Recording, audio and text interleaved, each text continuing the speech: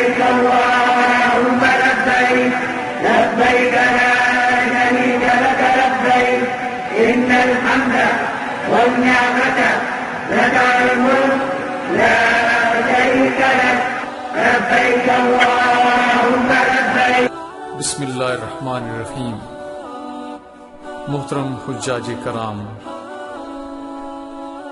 تربیتی پریزنٹیشنز کے اس حصے میں آپ کو دوران حج خیال رکھنے کی اہم باتیں بتائی جائیں گی. سب سے پہلے آپ کو اہم شرعی اور متفرق امور کے بارے میں بتایا جائے گا. سب سے پہلے نمازی کے آگے سے گزرنا. خواتین و حضرات، مسجد میں نمازی کے سامنے سے گزرنا نہایت ہی ناپسندیدہ اور حرام عمل ہے. بڑی مساجد میں سجدہ کی جگہ دیکھتے ہوئے جہاں تک نمازی کی نظر پڑے وہاں سے نہیں گزرنا چاہیے. عموماً یہ حد 3 صفوں تک خیال کی جاتی ہے. سخت بھیڑ کی حالت میں بھی نمازی کے سجدہ کی جگہ سے تو بالکل نہ گزرا جائے. صفوں کا اتصال. ایام حج سے چند دن قبل مسجد الحرام میں لاکھوں نمازی موجود ہوتے ہیں اور نماز کی صفیں قرب و جوار کی سڑکوں تک دور دور تک چلی جاتی ہیں. لیکن جب رش کم ہو جائے تو صفیں مسجد الحرام کے بیرونی صحن تک آ جاتی ہیں. اس صورت میں مسجد سے دور سڑکوں پر جائے نماز بچھا کر نماز پڑھنا درست عمل نہیں. حرم کی نماز.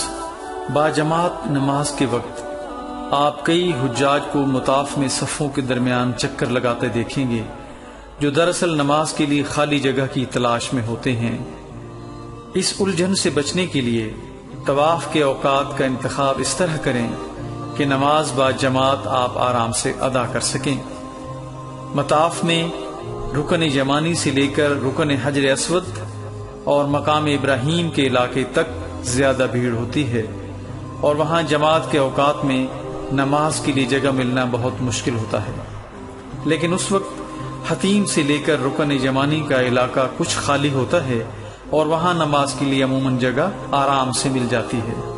نیز جب آپ گروپ کی شکل میں حرم جائیں تو پورے گروپ کو کسی ایک مقام پر نماز پڑھنے کے لیے جگہ کا ملنا مشکل ہوتا ہے.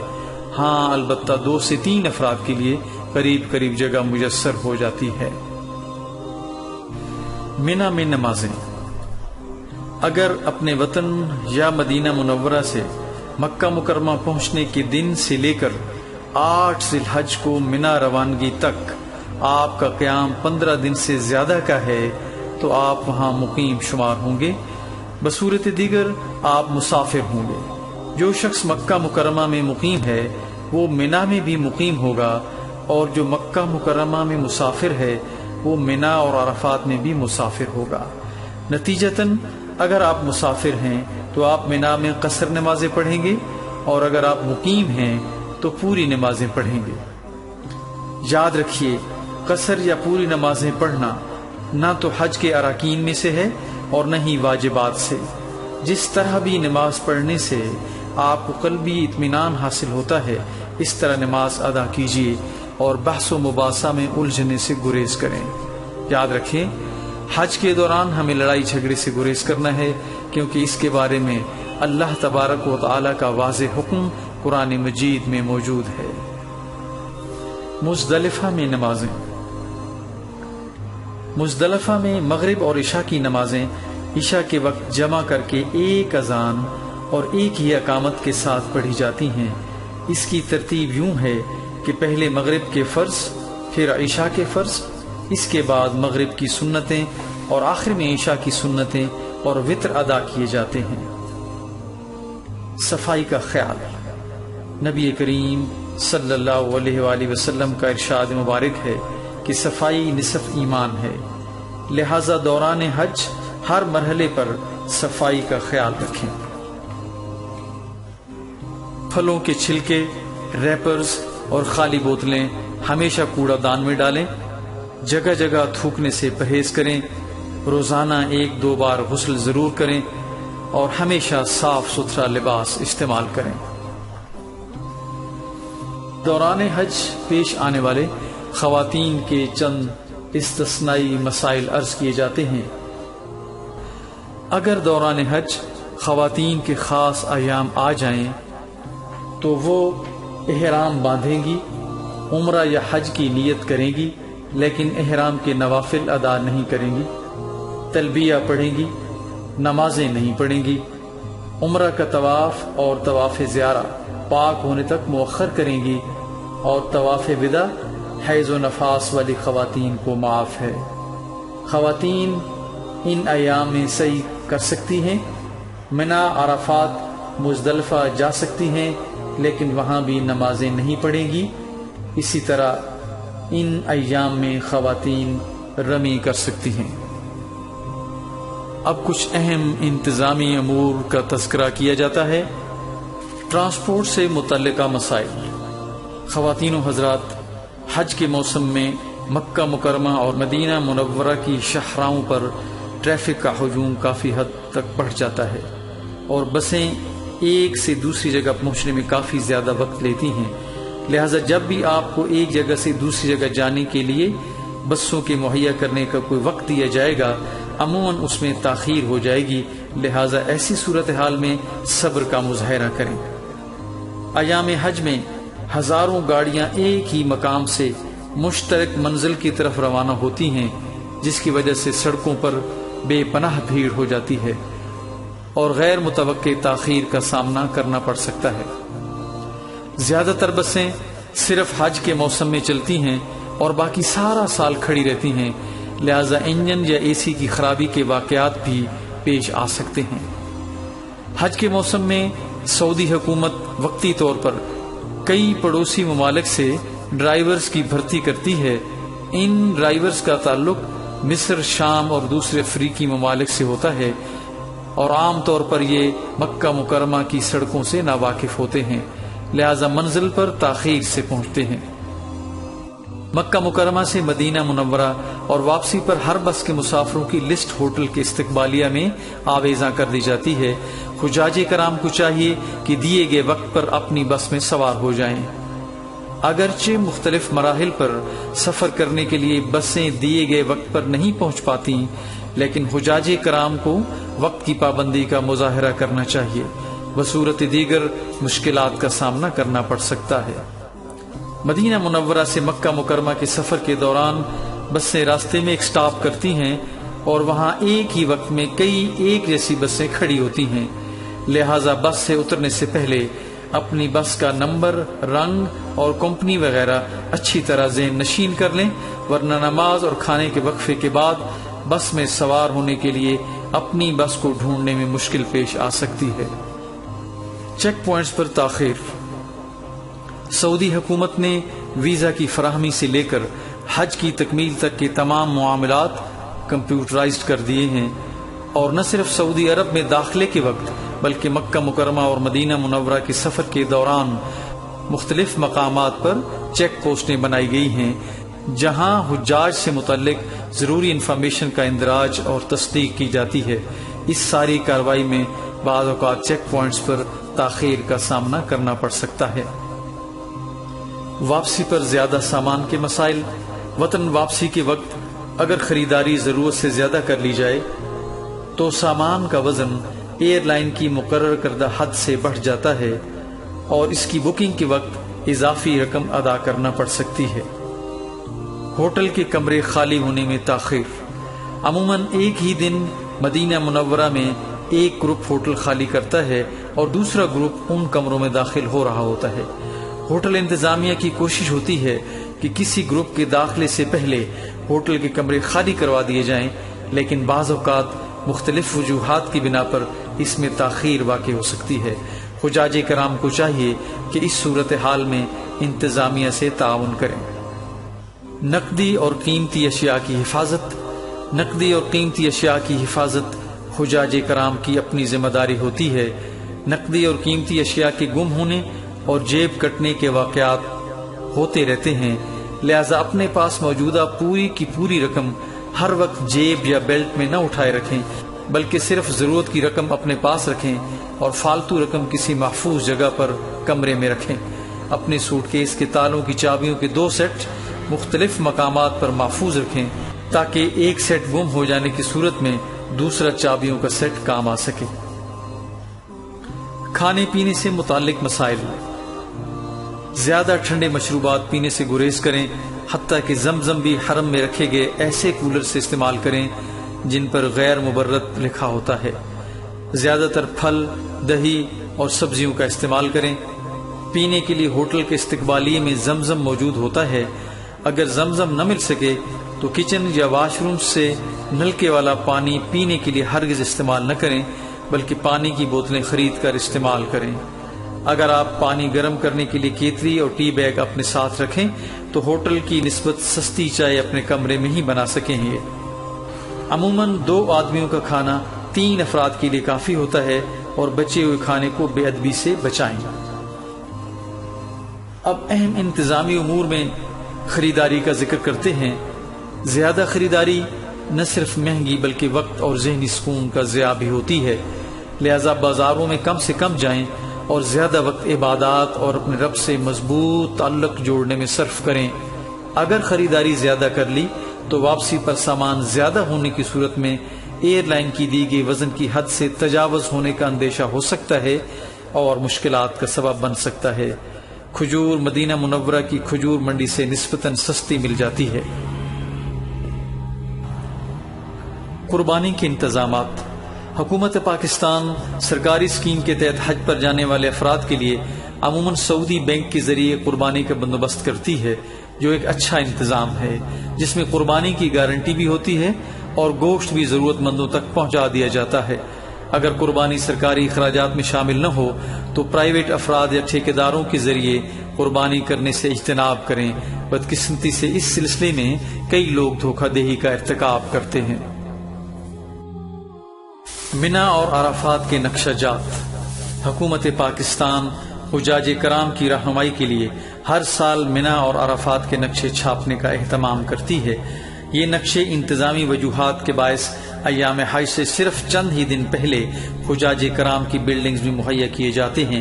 اس کے علاوہ یہ نقشے منا میں قائم شدہ پاکستان حج مشن کے دفتر میں بھی دستیاب ہوتے ہیں۔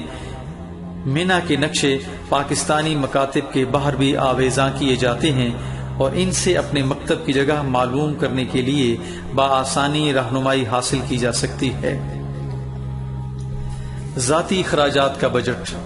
ہر فرد کا ذاتی اخراجات کا بجٹ مختلف ہوتا ہے، لیکن ایک اندازے کے مطابق 2000 سے 2500 ریال ایک فرد کے لیے اور 2500 سے 3000 ریال 2 افراد کے لیے کافی ہوتے ہیں۔ حج ٹرین۔ گزشتہ چند سالوں سے منا، مزدلفہ اور عرفات کے درمیان حجاج کرام کے سفر کو آسان بنانے کے لیے ٹرین کا استعمال کیا جاتا ہے۔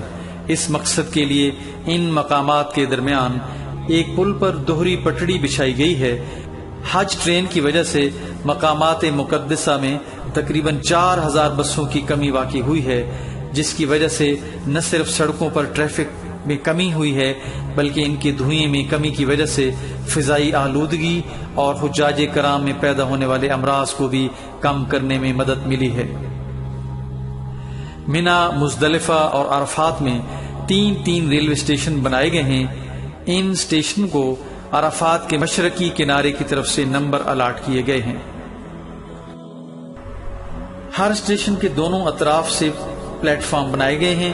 مسافروں کی حفاظت کے لیے ہر پلیٹ فارم اور ریل کی پٹڑی کے درمیان شیشے کی آڑ لگائی گئی ہے، جس میں کئی دروازے بنائے گئے ہیں۔ ٹرین جب رکتی ہے تو اس کے دروازے شیشے کی آڑ کے دروازوں کے بالکل سامنے ہوتے ہیں اور مسافروں کو ٹرین میں سوار ہوتے وقت کسی دشواری کا سامنا نہیں کرنا پڑتا۔ ٹرین کی رفتار 80 کلومیٹر فی گھنٹہ ہوتی ہے اور یہ منا سے عرفات کا سفر صرف 13 منٹ جبکہ عرفات سے مزدلفہ کا سفر صرف 7 منٹ میں طے کرتی ہے۔ مشاعر مقدسہ کے درمیان سفر کے دوران ٹرین اگرچہ چند منٹ لیتی ہے لیکن اس پر سوار ہونے کے لیے کافی انتظار کرنا پڑتا ہے۔ ٹرین پر سوار ہونے والے مسافروں کی ان کے مکاتب کے حساب سے گروپ بندی کی جاتی ہے اور ان گروپوں کو مناسب وقفے کے بعد باری باری مکتب سے ریلوے اسٹیشن تک لایا جاتا ہے۔ دروازے کھلنے اور بند ہونے کے نشان۔ حرم کے بڑے دروازوں پر اگر سبز لائٹیں آن ہوں تو اس کا مطلب ہے مسجد الحرام میں جگہ موجود ہے اور آپ اندر جا سکتے ہیں، لیکن اگر ان دروازوں کے باہر سرخ لائٹ آن ہو تو اس کا مطلب ہے مسجد الحرام کے اندر مزید نمازیوں کی گنجائش نہیں ہے، لہٰذا اب آپ مسجد کے اندر جانے کی کوشش نہ کریں۔ مسجد الحرام میں کئی مقامات پر موجود گھڑیاں تصویر میں دکھائی گئی گھڑی کی شکل کی ہوتی ہیں اور ان پر اس دن کی نمازوں کے اوقات کی نشاندہی سرخ رنگ کی تحریر میں کی گئی ہوتی ہے۔ اگر آپ کے پاس کوئی فالتو سامان یا بیگ وغیرہ ہے تو مسجد الحرام میں داخل ہونے سے پہلے اسے محفوظ جگہ پر رکھیں، ورنہ صفائی کا عملہ اسے اٹھا لے گا۔ سامان محفوظ رکھنے کی جگہ باب عبدالعزیز کے باہر سیڑھیوں کے ساتھ بنائی گئی ہے۔ بصورت دیگر قیمتی سامان آپ اس مقصد کے لیے حرم کے باہر بنائے گئے لاکرز میں جمع کرا سکتے ہیں، اس کی معمولی فیس لی جاتی ہے۔ خواتین کے وضو خانے حرم کے باہر صحن میں بنائے گئے ہیں، ان میں مرد حضرات جانے سے گریز کریں۔ متحرک زینے یعنی حرکت کرتی ہوئی سیڑھیاں۔ مسجد حرام میں کئی جگہ پر پہلی اور دوسری منزل پر جانے کے لیے متحرک زینے یعنی بجلی سے چلنے والی آٹومیٹک سیڑھیاں لگائی گئی ہیں۔ اس طرح بعض وضو خانوں میں جانے کے لیے بھی ایسی ہی سیڑھیاں استعمال کی جاتی ہیں۔ بزرگ خواتین و حضرات ان سیڑھیوں کا استعمال کرتے وقت اپنے پاؤں نہایت ہی آرام سے دو سیڑھیوں کی جوڑ والی جگہ کو بچاتے ہوئے رکھیں تاکہ اپنا توازن برقرار رکھ سکیں۔ بالائی منزل پر جانے کے لیے نیچے سے اوپر حرکت کرتی ہوئی سیڑھیوں پر جائیں۔ اگر اس مقصد کے لیے الٹی سمت سے نیچے آنے والی سیڑھیوں پر جانے کی کوشش کریں گے تو حادثے کا سبب بن سکتا ہے۔ متحرک سیڑھیوں پر سوار ہوتے وقت اپنے سے آگے والے حجاج کرام کے ساتھ بالکل مل کر کھڑے نہ ہوں، ورنہ اترتے وقت دھکم پیل کا اندیشہ ہو سکتا ہے۔ کثیر المنزلہ وضو خانے۔ مسجد حرام کے باہر وضو خانے 2 سے 3 منزلہ بنائے جاتے ہیں اور ان کے درمیان متحرک سیڑھیاں ہوتی ہیں۔ عموماً دیکھا گیا ہے کہ حجاج کرام پہلی منزل پر رش قائم کر لیتے ہیں، جبکہ اسی وقت نیچے والی منزل پر کئی وضو خانے خالی پڑے ہوتے ہیں، لہٰذا اگر پہلی منزل پر رش ہو تو آپ نیچے تشریف لے جائیں تاکہ آپ وہاں پہ آرام سے وضو کر سکیں۔ بیت الخلاء میں لگائے گئے مسلم شاور استعمال کرنے کے بعد ان کی مخصوص جگہ پر لٹکائیں اور فرش پر نہ پھینکیں۔ وضو خانوں میں وضو کے لیے بیٹھنے کی جگہ کے اوپر پاؤں نہ رکھیں، بلکہ اس جگہ پر بیٹھ کر سنت طریقے سے وضو کریں۔ مسجد الحرام کے قریب سڑک کے کنارے اور مسجد کے بڑے دروازوں سے داخل ہوتے ہی چپل محفوظ کرنے کے لیے پلاسٹک بیگ سٹینڈ پر موجود ہوتے ہیں۔ اپنی چپل اس پلاسٹک بیگ میں محفوظ کر کے کمر کے پیچھے لٹکائے گئے بیگ میں محفوظ کر لیں۔ اگر جوتیاں اپنے ساتھ نہ اٹھانی ہوں تو اس مقصد کے لیے بنائی گئی مخصوص جگہ پر رکھیں، بصورت دیگر صفائی کا عملہ انہیں ہٹا لے گا اور واپسی پر آپ کو پریشانی کا سامنا کرنا پڑ سکتا ہے۔ چپلوں کے بارے میں ایک ضروری مسئلہ یاد رکھیے کہ مسجد حرام کے باہر لوگ چپل اتار دیتے ہیں، پھر واپسی پر جو بھی چپل دستیاب ہو پہن کر چل پڑتے ہیں۔ شرعی طور پر یہ عمل درست نہیں۔ اس تصویر میں ویل چیئرز پر مسجد الحرام میں جانے کا راستہ دکھایا گیا ہے۔ اگر آپ کے پاس ویل چیئر ہے تو جہاں پر یہ نشان موجود ہو وہاں سے آپ ویل چیئرز پر مسجد کے اندر داخل ہو سکتے ہیں۔ مرد حضرات اس بات کا خاص خیال رکھیں کہ ان کی احرام کی نیچے والی چادر ناف سے ہر وقت اوپر رہے، ورنہ ان کا سطر قائم نہیں رہے گا، جو کہ عبادات کے لیے شرط ہے۔ یاد رہے، ٹرین کے ذریعے رمی جمرات کے لیے آنے والے حضرات جمرات عمارت کی سب سے اوپر والی منزل پر کنکریاں مارتے ہیں اور کنکریاں مارنے کے بعد اوپر والی منزل کے آخر میں بائیں جانب سے ایک پل پر سے گزرتے ہوئے وہ واپس ریلوے اسٹیشن پر جاتے ہیں۔ اگر غلطی سے آپ سیڑھیوں سے ہوتے ہوئے اوپر والی منزل سے نیچے اتر جائیں تو واپس ریلوے اسٹیشن پر جانے کے لیے جمرات عمارت کے قریب پہاڑی کے دامن میں موجود باربر کی دکان کے قریب سے اوپر جانے والی سیڑھیاں استعمال کرتے ہوئے آپ دوبارہ ریلوے اسٹیشن پر جا سکتے ہیں۔ تصویر میں ان سیڑھیوں کو دکھایا گیا ہے۔ منا میں موبائل کارڈ کی سہولت۔ تقریباً تمام ہی سعودی موبائل کمپنیاں منا میں اپنے دفاتر قائم کرتی ہیں، جہاں سے آپ کارڈ وغیرہ لے سکتے ہیں۔ خواتین و حضرات، منا میں یکساں خیموں اور یکساں لباس کی وجہ سے حجاج کرام کو اپنے ٹھکانے کی شناخت سخت مشکل ہوتی ہے اور بالعموم لوگ گم جاتے ہیں، لہذا مکاتب کے محل وقوع کو اچھی طرح سمجھ لینا نہایت ضروری ہوتا ہے۔ یہاں ان اوقات اور مقامات کا خلاصہ بیان کیا جاتا ہے جہاں راستہ کھو جانے کا اندیشہ ہوتا ہے، تاکہ اللہ تبارک و تعالیٰ کے معزز مہمان ان مقامات پر زیادہ احتیاط برتیں اور اپنی منزل مقصود پر جانے والے راستوں کا صحیح انتخاب کر سکیں۔ سب سے پہلی وجہ بلڈنگ کے محل وقوع سے ناواقفیت۔ جس بلڈنگ میں آپ کو ٹھہرایا گیا ہے اس کا محل وقوع اچھی طرح ذہن نشین کر لیں، یعنی یہ بلڈنگ کون سی سڑک اور کون سے محلے میں واقع ہے۔ بلڈنگ کے استقبالیہ سے اس کے پتے اور فون والا کارڈ ضرور لے کے اپنے پاس محفوظ کر لیں۔ بوقت ضرورت آپ کسی بھی معاون، رضاکار یا ٹیکسی ڈرائیور وغیرہ کو یہ کارڈ دکھا کر اپنی بلڈنگ میں آسانی سے پہنچ سکتے ہیں۔ مسجد حرام کے داخلی اور خارجی دروازوں کی لاعلمی۔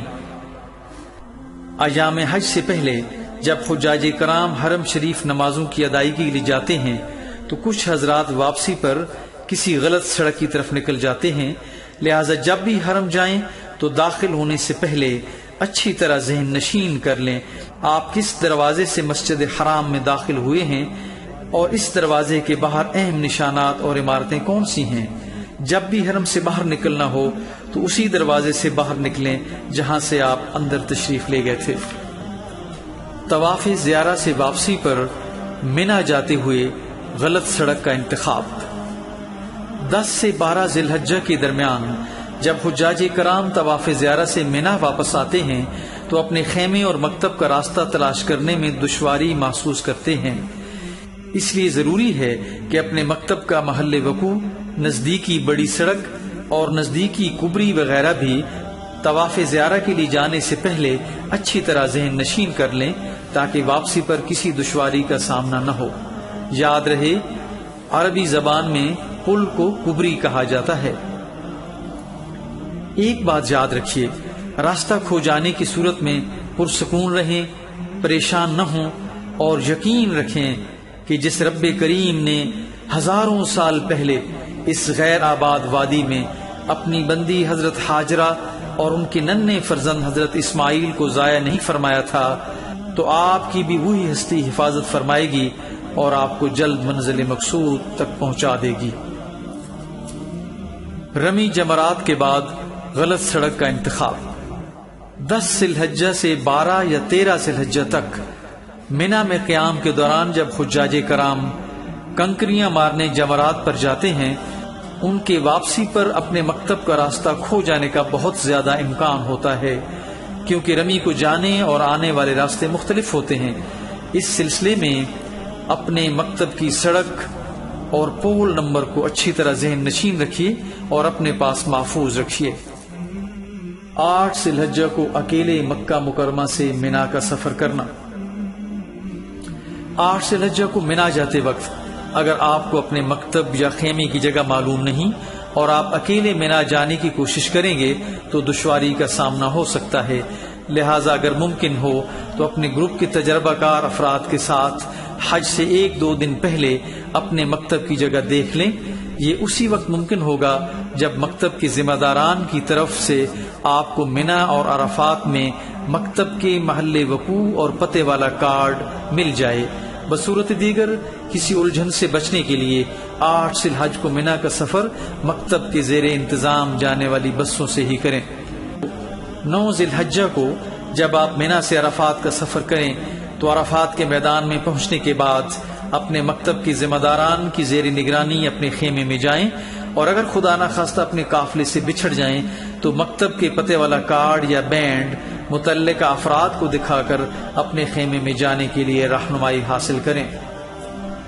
مزدلفہ سے منا جاتے وقت غلط سڑک کا انتخاب۔ 10 ذوالحجہ کو فجر کی نماز کے بعد تقریباً تمام تر حجاج مزدلفہ سے منا کا سفر پیدل طے کرتے ہیں، اور جب وہ فیصل کبری جو اس راستے میں آنے والا پہلا پل ہے اس کے نیچے سے گزرتے ہیں تو مزدلفہ کے میدان سے منا کی وادی میں داخل ہوتے ہوئے انجانے میں غلط سڑک کا انتخاب کر بیٹھتے ہیں اور اپنے مکتب کا راستہ کھو دیتے ہیں۔ لہٰذا مزدلفہ سے منا میں داخل ہوتے وقت فیصل کبری سے گزرنے کے فوراً بعد سڑک پر لگے ہوئے بورڈوں اور نقشوں کی مدد سے یقین کر لیں کہ آپ اپنی مطلوبہ سڑک پر جا رہے ہیں۔ مشکل درپیش ہو تو وہاں موجود معاونین اور رضاکاروں سے رہنمائی حاصل کر لیں۔ خواتین و حضرات، حج سے واپسی کا سفر شروع کرتے ہی ذرا اپنا دل ٹٹول کر دیکھیے اور پھر بار بار اسے دیکھتے رہیے کہ اب وہ کس حالت میں ہے۔ کیا آپ کے دل میں اس بات کا احساس پیدا ہو گیا ہے کہ خدا نے آپ کو ایک نئی اور گناہوں سے پاک زندگی عطا کی ہے، یا کہ آپ پرانی اور نئی دونوں زندگیوں کے بارے میں بے حس ہیں؟ کیا آپ کے دل میں یہ تڑپ موجود ہے کہ اب جو گناہوں سے پاک زندگی ملی ہے اسے گناہوں سے بچا کے رکھوں گا؟ یا جن دنیاوی دھندوں کی طرف آپ واپس لوٹ رہے ہیں انہوں نے ابھی سے آپ کے ذہن کو اپنے آپ میں مصروف کر لیا ہے؟ کیا آپ کا دل مسرور اور شکر گزار ہے کہ زندگی کا ایک بہت بڑا فرض ادا ہو گیا؟ یا کہ اس سفر کے دوران آپ کے خیال کے مطابق جن لوگوں نے آپ سے بے مروتی برتی تھی ان کے خلاف دل شکووں اور شکایتوں سے بھرا ہوا ہے؟ کیا آپ کے دل میں وہ نرمی موجود ہے جو حج کے دوران پیدا ہوئی تھی، یا کہ اب اس نے سختی سے بدلنا شروع کر دیا ہے؟ لہذا حج کے بعد اپنی روزمرہ کی زندگی میں وقتاً فوقتاً اپنا محاسبہ کرتے رہنا نہایت ضروری ہے۔ ذرا غور تو کریں کہ حج نے ہماری زندگی میں کہاں تک تبدیلی پیدا کی ہے۔ کیا اب ہم شرائط نماز کو ملحوظ رکھتے ہوئے نماز پنجگانہ کے پابند ہیں؟ کیا اب ہم رمضان کے روزے پابندی سے رکھتے ہیں؟ کیا اب ہم اپنے مالوں کی زکوٰۃ کے بارے میں وہمی ہونے تک فکر مند رہتے ہیں؟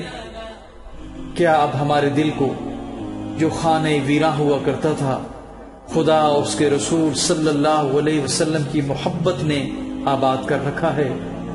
کیا اب ہمیں اس دنیاوی زندگی کی اہمیت اور اس کا اختصار دونوں کا اتنا پتہ چل گیا ہے کہ ہم نے لا یعنی کام اور لا یعنی کلام چھوڑ دیے ہیں؟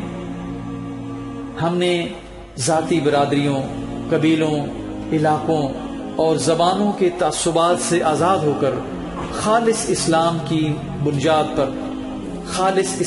بنیاد پر لوگوں سے محبت کرنا شروع کر دی ہے؟ کیا ہم میں اتنا حوصلہ، اتنا حلم، اتنا معاف کرنے کا جذبہ پیدا ہو گیا ہے کہ انسانوں کی زیادتیوں کو نظر انداز کر کے ان سے تعلقات قائم رکھنے کو ہی اپنی کامیابی سمجھیں؟ کیا ہم نے حقوق چلاتے رہنے کی بجائے فرائض ادا کرنے کی طرف توجہ دینا شروع کر دی ہے؟ کیا ہمیں یہ فکر رہتی ہے کہ جو آمدنی گھر میں آ رہی ہے وہ پوری حلال روزی ہے؟ کیا یہ کترنی کی طرح چلتی رہنے والی زبان جو ہر وقت کچھ نہ کچھ کترتی ہی رہا کرتی تھی کچھ قابو میں آ گئی ہے؟ کیا ہماری سمجھ میں یہ بات آ گئی ہے کہ خود پسندی کے معاملے میں انسان دوستی بہت اعلیٰ چیز ہے اور جھگڑے مٹانے کے لیے جھک جانا شکست کھانا نہیں بلکہ فتح حاصل کرنا ہے؟ کیا ہماری میں کوئی کمزوری واقع ہوئی ہے؟ کیا ہم اس پست سطح سے کچھ اوپر اٹھے ہیں جہاں اپنی جھوٹی آن کا احساس ہمیں ذرا سی بات پر مشتعل کر دیا کرتا تھا اور لوگوں سے اپنی بڑائی منوانے کی خاطر ہم بڑی ہی چھوٹی حرکات کرنے پر تلے رہتے ہیں؟ ہمیں پتہ چلا ہے کہ چھوٹا اور گمنام بن کر رہنے میں عافیت بھی ہے اور آخرت کی نجات بھی۔ کیا ہمارے فخر و غرور میں کوئی کمی آئی ہے؟ ہم نے اپنی اصلیت پہچانی ہے؟ ہم میں وہ انکساری اور عاجزی پیدا ہوئی ہے جو خدا اور اس کے رسول صلی اللہ علیہ وسلم کو پسند ہے؟ کیا ہمارے دلوں میں اپنے اپنے متعلقین کی زیادتیوں کے شکوے کم ہوئے ہیں؟ کیا ہمیں ان کی زیادتیوں کے ساتھ اپنی زیادتیاں بھی نظر آنا شروع ہوئی ہیں؟ کیا ہمارے دل سے عہدہ اور عزت و شہرت اور دولت کی لالچ کم ہوئی ہے؟ خواتین و حضرات، اگر یہ سب کچھ ہو گیا ہے تو آپ نہایت ہی خوش قسمت ہیں۔ اللہ تعالیٰ کا شکر ادا کیجئے اور اس زندگی پر اس سے استقامت مانگیے۔ لیکن خدا نہ خواستہ اگر یہ باتیں اپنی شخصیت میں نظر نہیں آ رہی تو فوراً رب سے استغفار کیجئے کہ اس رب کریم نے آپ کو اپنے گناہوں کی معافی کا اتنا بڑا موقع بخشا، لیکن خدا نہ خواستہ کہیں ہم اسے ضائع تو نہیں کر بیٹھے۔ اللہ تعالیٰ آپ کا حج قبول فرمائے اور آپ کو اس کی بہترین شخصیت بننے میں معاون اور مددگار بنائے، آمین۔